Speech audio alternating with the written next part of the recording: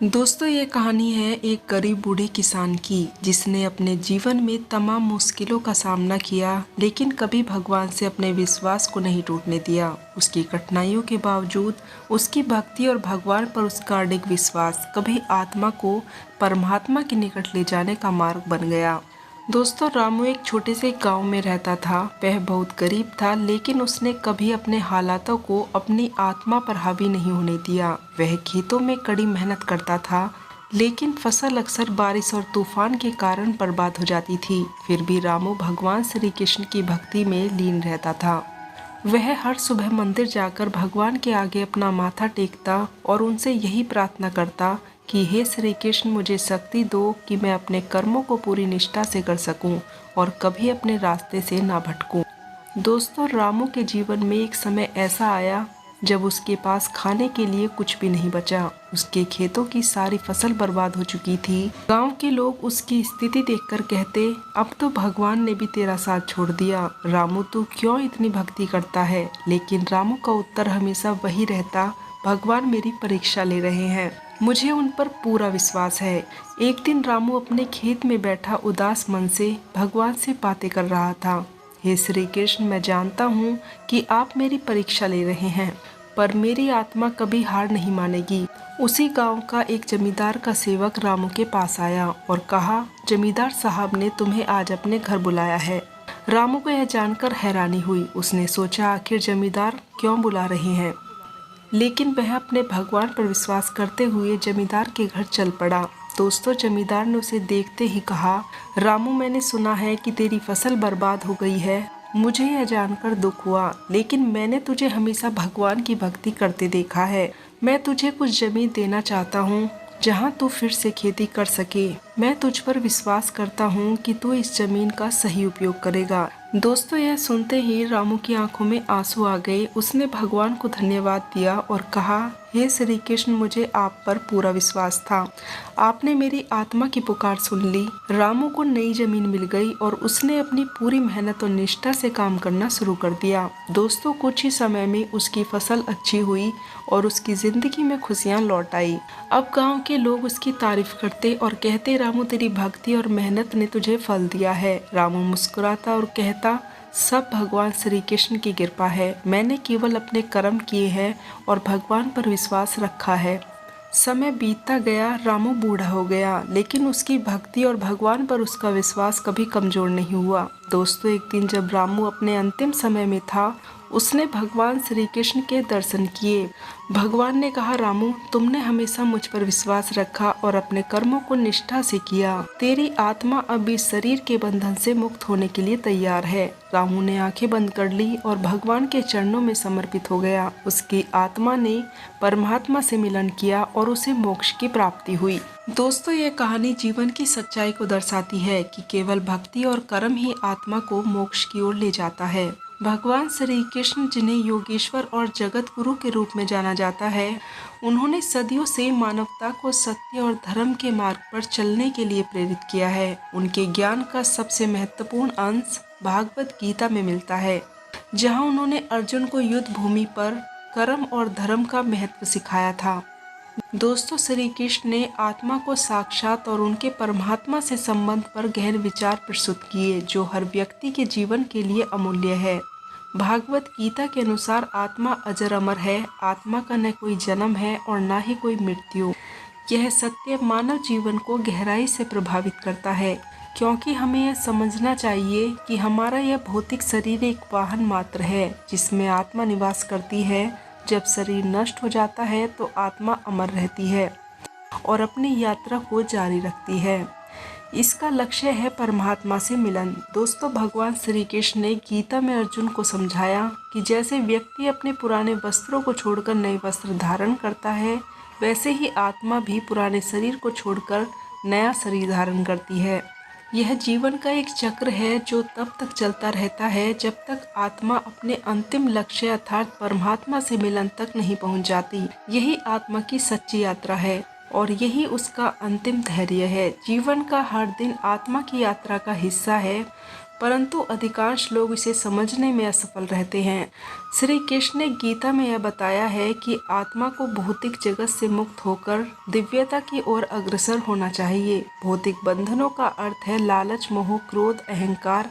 यह सारे तत्व आत्मा को उनके लक्ष्य से दूर कर देते हैं। दोस्तों, आत्मा का परमात्मा से मिलन तभी संभव है जब वह इन संबंधों से मुक्त हो और अपनी वास्तविक स्थिति को पहचान सके। जीवन का हर क्षण एक अवसर है जिसमें हम अपनी आत्मा को परिकृत कर सकते हैं। इसके लिए सबसे महत्वपूर्ण है हमारे कर्म। दोस्तों, भगवान श्री कृष्ण ने गीता में कर्म योग का सिद्धांत दिया है, जिसमें उन्होंने कहा है कि आत्मा को अपने कर्मों से मुक्त करना है तो कर्म ऐसे होने चाहिए जो निष्काम हो, अर्थात फल की चिंता के बिना किए जाएं। ऐसे कर्म आत्मा को शुद्ध करते हैं और उसे परमात्मा के निकट ले जाते हैं।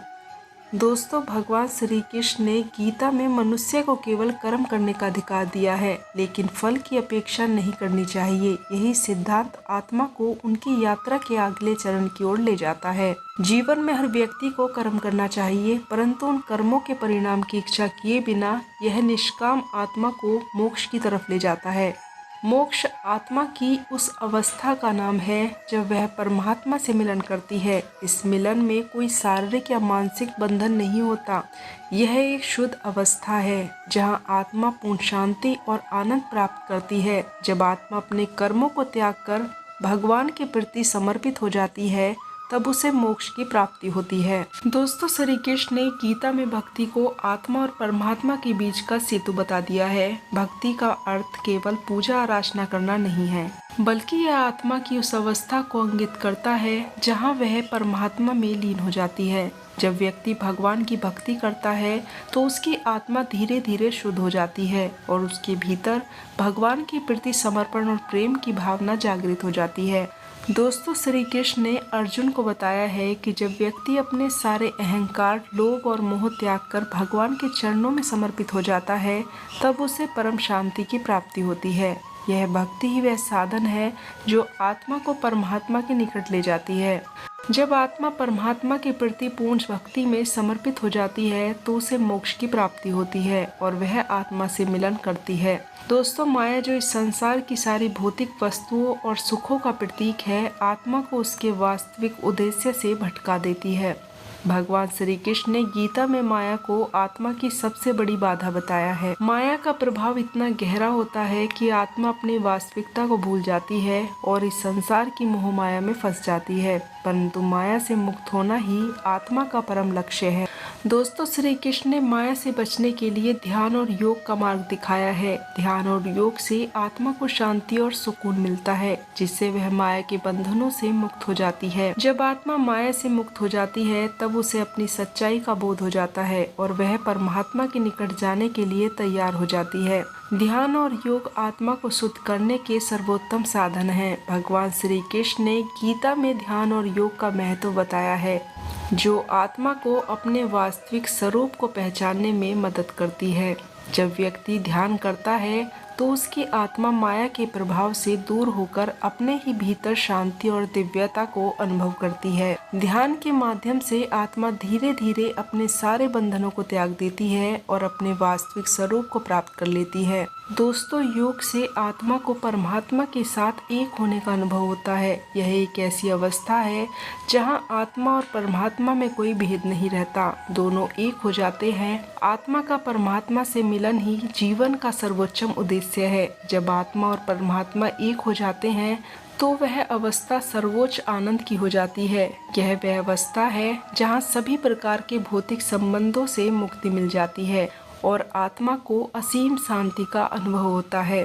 दोस्तों, श्री कृष्ण ने गीता में कहा है कि यह मिलन केवल उन्हीं को प्राप्त होता है जो सच्चे अर्थ में भगवान के प्रति समर्पित हैं और जिन्होंने अपने कर्म, भक्ति और ज्ञान के मार्ग पर पूर्ण निष्ठा से चलने का प्रयास किया है। भगवान श्री कृष्ण ने अर्जुन को समझाया था कि यह परम शांति और आनंद केवल उन्हें ही प्राप्त होता है जो अपने सारे विकारों को त्याग कर भगवान में पूर्ण समर्पित है।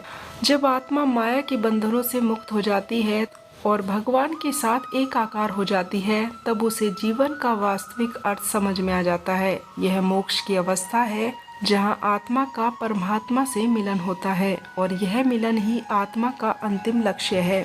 धर्म और सत्य की राह पर चलना भी आत्मा की शुद्धकरण का एक महत्वपूर्ण साधन है। श्री कृष्ण ने अर्जुन को यह स्पष्ट किया था कि केवल कर्म करने से ही आत्मा शुद्ध नहीं होती, बल्कि उसे धर्म और सत्य के मार्ग पर चलना होता है।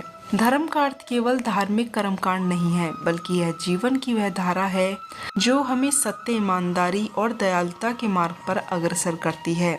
दोस्तों, जब हम धर्म और सत्य का पालन करते हैं तो आत्मा धीरे धीरे शुद्ध होने लगती है और वह अपने वास्तविक स्वरूप को पहचानने लगती है। श्री कृष्ण ने यह भी कहा है कि धर्म और सत्य का पालन करना आत्मा को माया के प्रभाव से बचाता है, उसे परमात्मा के निकट ले जाता है। मनुष्य का जीवन भौतिक बंधनों से भरा हुआ है। संसार की माया में फंसा हुआ व्यक्ति कभी धन, कभी शक्ति तो कभी प्रतिष्ठा की खोज पे भटकता रहता है। श्री कृष्ण ने हमें यह सिखाया है कि उन भौतिक बंधनों से मुक्त होकर ही परमात्मा के मिलन की ओर अग्रसर हो सकते हैं। आत्मा की मुक्ति का मतलब है इस संसार के सभी मोहमाया और अहंकार से दूर होना। जब व्यक्ति अपने सारे बंधनों को त्याग कर केवल परमात्मा के प्रति समर्पित हो जाता है, तब वह आत्मा के अंतिम उद्देश्य की ओर बढ़ता है। दोस्तों, श्री कृष्ण ने गीता में यह भी बताया है कि यह मुक्ति केवल उन्हीं को प्राप्त होती है जिन्हें जीवन भर भगवान की भक्ति की है और जिन्होंने अपने जीवन को धर्म और सत्य के मार्ग पर समर्पित किया है। प्रेम और करुणा भगवान की दो शक्तियां हैं जो आत्मा को शुद्ध करने का सबसे सरल और प्रभावी माध्यम है। श्री कृष्ण ने गीता में प्रेम और करुणा का महत्व बताया है। उनके अनुसार जो व्यक्ति प्रेम और करुणा के मार्ग पर चलता है, उसकी आत्मा माया के बंधनों से मुक्त हो जाती है और वह धीरे धीरे परमात्मा की तरफ बढ़ने लगता है। प्रेम का अर्थ केवल अपने परिवार और मित्रों से नहीं है, बल्कि यह प्रेम संपूर्ण सृष्टि के प्रति होना चाहिए। जब व्यक्ति सभी प्राणियों में भगवान का अंश देखता है और उसके प्रति प्रेम और करुणा का भाव रखता है, तो उसकी आत्मा शुद्ध होने लगती है। करुणा के बिना प्रेम अधूरा है और करुणा के साथ प्रेम आत्मा को परमात्मा से मिलने की तरफ अग्रसर करता है। दोस्तों, भगवान श्री कृष्ण का सबसे महत्वपूर्ण संदेश यही है कि आत्मा का अंतिम लक्ष्य परमात्मा से मिलन करना है। जीवन का उद्देश्य केवल भौतिक समृद्धि से, सुख सुविधाओं से नहीं है, बल्कि आत्मा की शुद्धि और मोक्ष की प्राप्ति में है। श्री कृष्ण ने गीता में बार बार यही कहा है कि जो व्यक्ति अपने कर्म को भगवान के चरणों में समर्पित कर देता है, वह आत्मा के वास्तविक लक्ष्य को प्राप्त कर लेता है। आत्मा की यह यात्रा जीवन के हर पल चलती रहती है। हर छोटे से छोटा कर्म भी इस यात्रा का हिस्सा होता है। यदि हम अपने कर्मों को निष्कपट भाव से भगवान के चरणों में समर्पित कर दे तो आत्मा की शुद्धि की प्रतिक्रिया स्वतः ही शुरू हो जाती है। दोस्तों, श्री कृष्ण का यह भी कहना है कि मोक्ष की प्राप्ति केवल उन्हीं को होती है जिन्होंने अपने जीवन को भगवान की सेवा, भक्ति और सत्य के मार्ग पर समर्पित किया हुआ है। दोस्तों, आत्मा का अंतिम लक्ष्य यही है कि वह परमात्मा से मिलन कर और इस संसार के सारे बंधनों से मुक्त हो जाए। श्री कृष्ण के अनुसार आत्मा की शुद्धि का सबसे महत्वपूर्ण पहलू अहंकार का त्याग है। अहंकार ही वह सबसे बड़ा शत्रु है जो आत्मा को उसके वास्तविक स्वरूप से दूर कर देता है।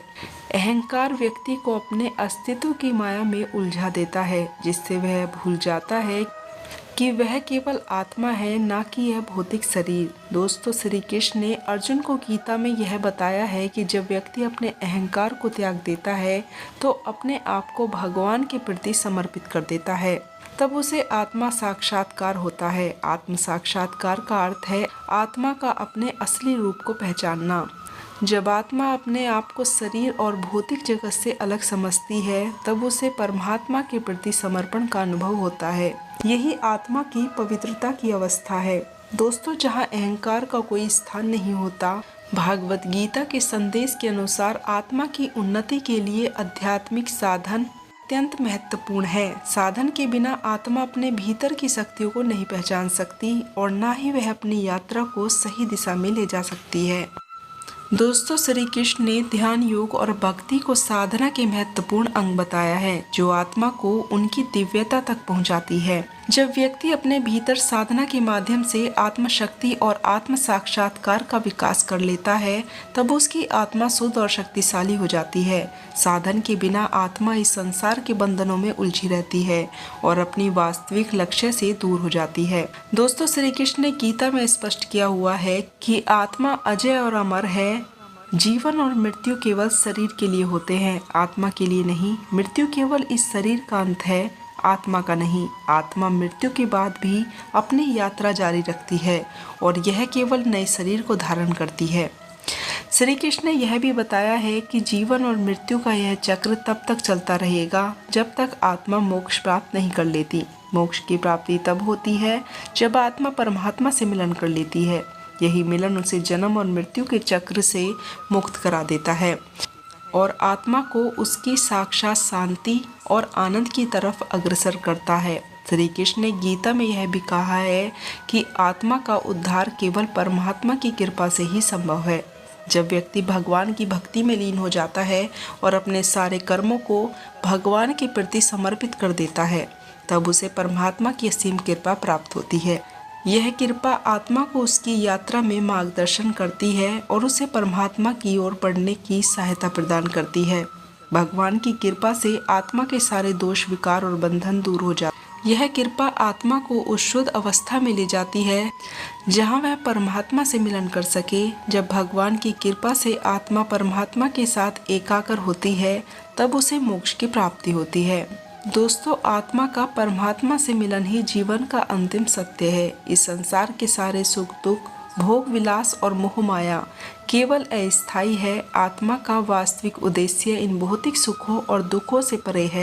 आत्मा का वास्तविक उद्देश्य इन भौतिक सुखों और दुखों से परे जाकर परमात्मा से मिलन करना है। श्री कृष्ण ने गीता में यह कहा है कि व्यक्ति अपने जीवन को भगवान के प्रति समर्पित करता है और अपने कर्मों को निष्काम भाव से करता है, वही आत्मा अपने अंतिम लक्ष्य की ओर अग्रसर होती है।